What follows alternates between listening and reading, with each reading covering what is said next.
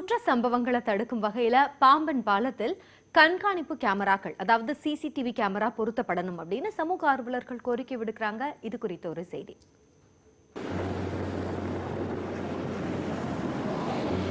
சுமார் 2.5 கிலோமீட்டர் தூரம் கொண்ட இந்த பாம்பன் பாலம் முன்னாள் பிரதமர் இந்திரா காந்தியால் திறந்து வைக்கப்பட்டது. இந்த பாலத்தில் நின்று ஜில் என்ற காற்றை அனுபவித்தபடி பாக் ஜலசந்தியையும் மன்னார் வளைகுடா கடலையும் ரசிப்பதில் சுற்றுலா பயணிகள் அதிக ஆர்வம் காட்டி வருகின்றனர்.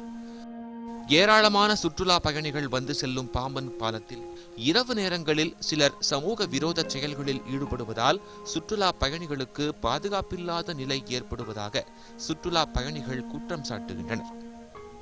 பாம்பன் பாலம் ரொம்ப ஃபேமஸு. ஆனால் வந்துட்டு இங்கே கேமரா எதுவுமே ஃபிக்ஸ் பண்ணல. நிறைய கடைகளில் சின்ன சின்ன ரோட்டிலலாம் வந்துட்டு கேமரா வச்சுட்டு இருக்காங்க. இவ்வளோ பெரிய இப்போ ரொம்ப ப்ராப்ளமாக இருக்கிற இடத்துல வந்துட்டு கேமரா இல்லாததுனால ரொம்ப ப்ராப்ளமாக இருக்குது. ஏதோ ஆக்சிடென்ட் ஆனால் கூட எதுவும் தெரிவிக்காது.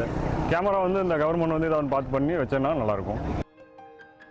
சமூக விரோத செயல்கள் ஒருபுறம் இருக்க, சிலர் தற்கொலை செய்வதற்கும் இந்த பாலத்தை பயன்படுத்திக் கொள்கின்றனர். இது உண்மையான தற்கொலைதானா அல்லது கொலை செய்யும் நோக்கில் தள்ளிவிடப்படுகின்றனரா என்ற சந்தேகத்தை ஏற்படுத்தி விடுகிறது. இது போன்ற சந்தேகங்களுக்கு கண்காணிப்பு கேமராக்கள் மூலம் விடை காண முடியும் என்கின்றனர் சமூக ஆர்வலர்கள். பாம்பன் பாலத்துக்கு ஒரு கண்காணிப்பு கேமரா வச்சு இந்த பாம்பன் பாலத்தை பாதுகாக்கணும்.